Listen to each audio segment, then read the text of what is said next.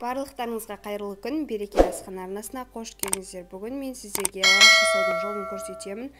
Үй жағдайында дайындаймыз. Ең алдымен біз тауықтың төсетін бір шала жансар қайнатып алған соң ұзынша етіп турап аламыз да бір ыдысқа саламыз. Мен контейнерге салып алдым да үстіне 2-3 ас қасықпен май құйдым, сұйық майды. Содан кейін тұз салдым, және де дәмдеуштерді өздеріңіз қалағандай сала бересіздер дәміне қарай.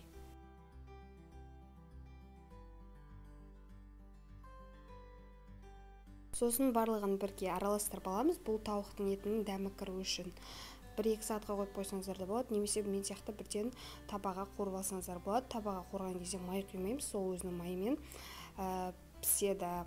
Көріп тұрғандарыңыздай қызартып қуырып алған соң оны ыдысымызға салып ала береміз. Енді ішіне қиярды, қызанақты салу үшін ұзын етіп турап алуымыз қажет.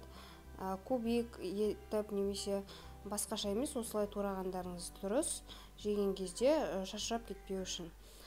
Сосын біз лавашымыздың қамырына кетчуп пен майонезді араластырып алып, бірінші жайып шығамыз. Сосын тауықтың етін, помидорды, қиярды салып, тағы да сол соусымызды жағып аламыз. Үстінен фрейді салдым, және де сіздер өздеріңіз қалаған салуға болады, үйде бар нәрселерді, жапырақтарды әртүрлі салуға да болады. Қытырлақ болып шығатын картоптың жасалу жолы менің YouTube арнамдағы видеоларым арасынан көрсеңіздер болады. Өте дәмді фрей болып шығады. Енді алдын ала қыздырып аламыз табамызды, содан кейін үстіне лавашымызды салып, үстіне оны осылай баса отырып, лаваштың қамырын қытырлақ етіп алуымыз қажет.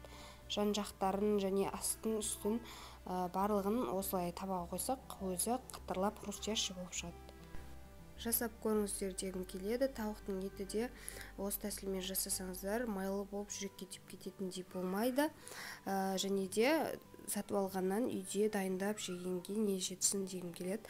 Сондықтан жасап көріңіздер. Арнама тіркеліп, лайк басып, қоңырау басуды ұмытпаңыздар.